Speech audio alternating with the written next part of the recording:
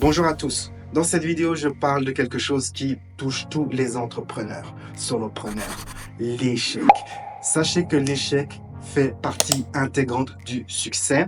Dans cette vidéo, je vais expliquer comment vous pouvez utiliser vos échecs comme tremplin pour aller vers plus de succès. Je vais également vous guider, si vous restez jusqu'à la fin, dans une procédure pour lâcher prise parfois sur toutes ces énergies, ces émotions négatives qui peuvent comme ça s'installer en nous suite à un échec, des croyances telles que oula, est-ce que j'ai ce qu'il faut pour réussir mon nouveau projet, suis-je à la hauteur et ainsi de suite. Le saviez-vous? 60% des startups échouent durant les 5 premières années. Mais il faut également savoir que derrière les plus grands succès, il y a souvent une série d'échecs. Les échecs font partie du succès. C'est comme une école où on apprend à devenir un meilleur entrepreneur. Pensez à l'industriel Henry Ford qui a révolutionné l'industrie de l'automobile. Avant d'avoir du succès, il a connu 5 faillites. Répondez-moi à cette question. Avez-vous connu un échec important et avez-vous appris quelque chose de cet échec? Partagez cela dans la section des commentaires. Chaque échec est une opportunité d'apprentissage.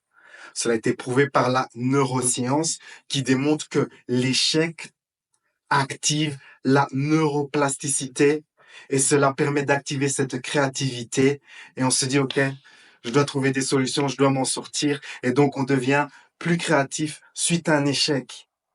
Votre manière de voir l'échec est aussi très importante. Des études montrent que votre capacité à rebondir est liée à cette perception que vous avez de l'échec.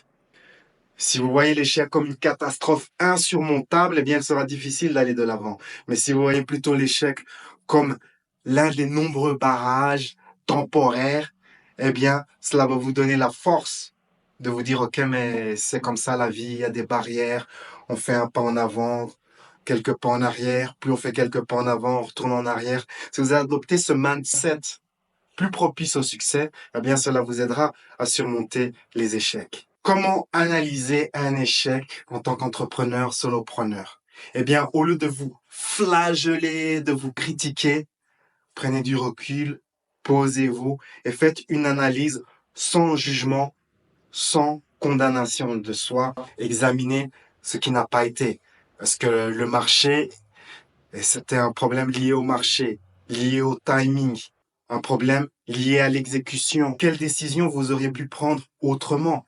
Posez-vous ce type de questions, faites une analyse bien posée avec un certain détachement. Cela peut paraître old school, mais utiliser un journal de réflexion est un très bon outil. En fait, c'est l'un de mes outils préférés.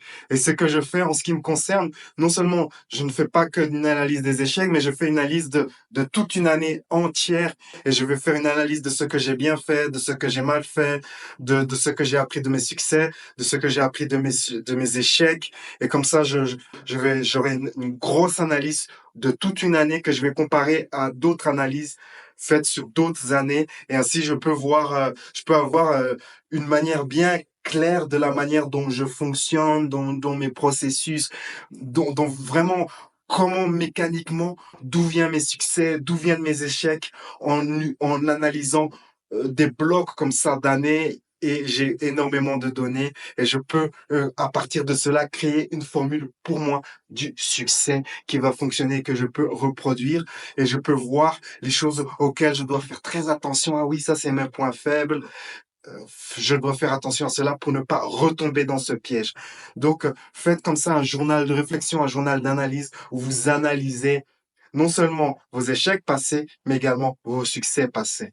Le saviez-vous, si vous êtes entouré des bonnes personnes, vous pouvez rebondir 2 à 3 fois plus vite. C'est génial si vous pouvez être entouré comme ça de mentors ou d'autres entrepreneurs qui ont déjà connu des galères dans le passé, qui ont su rebondir. Leurs histoires sera vous motiver, leurs histoires sera vous donner des pistes que vous aussi vous pourrez utiliser et prendre. Permettez-vous comme ça de vous entourer de personnes qui vous motivent et qui vous aident à repartir de manière plus rapide. Question pour vous. Quand vous avez traversé une période difficile ou une période comme ça très dure, qu'avez-vous utilisé?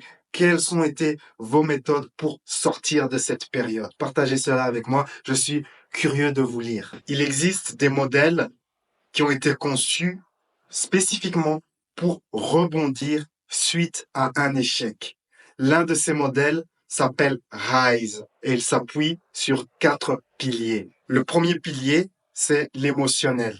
Apprendre à gérer ses émotions. Et j'ai toute une formation que je vous invite à découvrir où vous allez vraiment développer cette capacité à lâcher prise sur tout ce qui est émotions négatives, pensées limitantes, croyances limitantes et ainsi de suite. Ma formation a déjà plus de 260 participants. Vous pouvez lire leur avis, très favorable. Vous pouvez lire également leur expérience. Cette formation est disponible sur mon site et également sur certaines plateformes de formation en ligne. L'autre pilier, c'est le pilier cognitif. Comment utiliser votre mental pour vous reprogrammer, pour réussir à nouveau. Et c'est là qu'il est bon de travailler avec un coach. Et enfin, un autre pilier, c'est celui du social. Être entouré des bonnes personnes. Et pour terminer, il y a le pilier physiologique, c'est-à-dire bien dormir, faire du sport, bien s'alimenter, faire en sorte qu'on se sente bien dans son corps. Parce que parfois, on peut avoir des échecs et on veut noyer, tuer les émotions et on se met à mal manger. On prend un gros paquet de Doritos avec un grand casier de bière.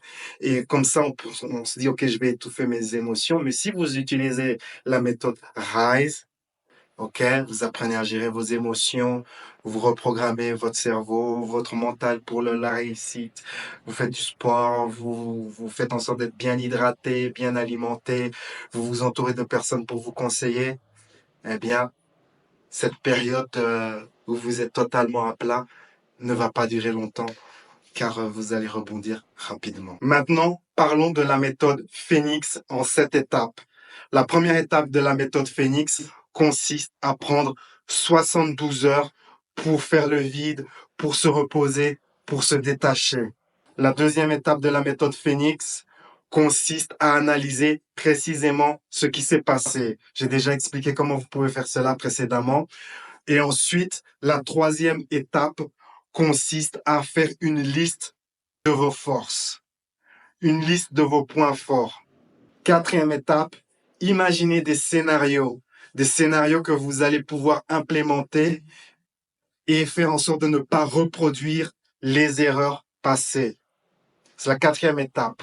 La cinquième étape, c'est de faire un gros brainstorming, établir des nouvelles idées et tester ces idées, sans toutefois trop miser dessus. Juste tester des nouvelles idées pour vous dire, OK, j'ai échoué, mais je suis prêt à faire des nouvelles choses, explorer des nouvelles voies. Sixième étape, changez votre storytelling. Au lieu de vous dire que, oh là là, je suis un loser, je suis ceci, cela, dites non, j'ai une leçon.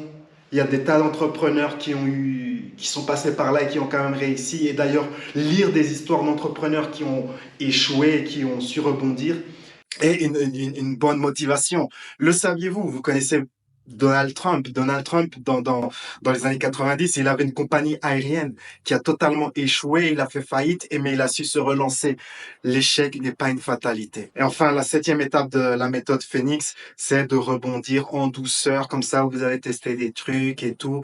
Vous êtes en train d'aller dans une nouvelle voie. Eh bien, persévérez dans cette voie à votre rythme, tout en douceur, en apprenant comme ça, en étant bien attentif au retour, à ce que vous observez, à ce que vous captez de nouvelles idées. Et comme ça, vous allez aller de l'avant. Maintenant, je vais partager avec vous un petit exercice très rapide de lâcher prise sur les émotions que l'on peut avoir suite à un échec ou des croyances qu'on peut avoir développées suite à des échecs. L'exercice est très simple. Il existe des tas d'exercices de lâcher prise que vous pouvez découvrir dans ma formation, mais on va faire celui-là qui est assez très efficace. Donc, fermez les yeux et dans l'une de vos mains, projetez une émotion ou une croyance négative que vous avez. Cela peut être suis-je à la hauteur? Vais-je pouvoir me relancer? Suis-je la bonne personne? Projetez du doute, l'un de vos doutes, en votre capacité à être un entrepreneur, solopreneur à succès. Projetez ce doute-là, formulez une phrase qui représente ce doute. dans l'une de vos mains et donnez une couleur à cela. Et dans l'autre main, projetez le contraire de cela. Formulez une phrase. Je suis à la hauteur, je suis suffisamment bien, j'ai tout ce qu'il faut pour réussir. Et donnez une couleur à cela. Et ensuite, physiquement, prenez vos deux mains. Vous pouvez même faire ce bruit et les mettre les deux mains sur le front. Ensuite, projetez votre conscience dans votre front. Et posez-vous la question, quelle est la sagesse que j'apprends? Quelle est la leçon pour moi? Transformez cela en une phrase positive, telle que je me permets à présent de faire en sorte d'utiliser mes ressources intérieures pour m'aligner avec le succès, ou quelque chose ainsi. Laissez-vous guider par votre sagesse intérieure. Et ensuite, prenez tout cela, prenez vos deux mains et mettez cela sur votre cœur. Et laissez cette énergie se répandre.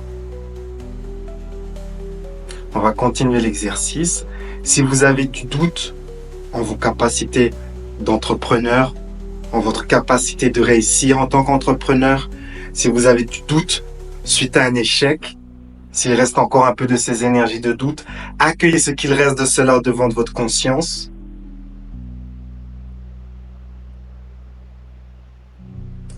Accueillez également le sens de vouloir changer ou comprendre cela. Accueillez le sens que c'est personnel, qu'il s'agisse de votre dilemme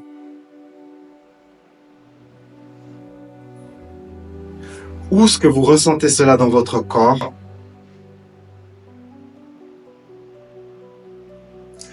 Donnez une couleur à cela.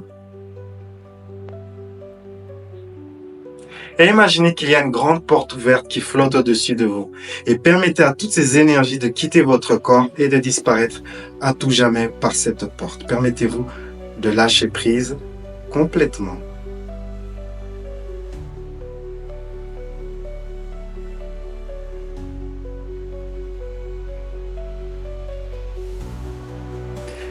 Et à présent, du mieux que vous le pouvez, permettez-vous de sentir ce que c'est que d'avoir les ressources, d'être un entrepreneur à succès. Accueillez un sens de satisfaction, même un tout petit peu, le sens que c'est possible.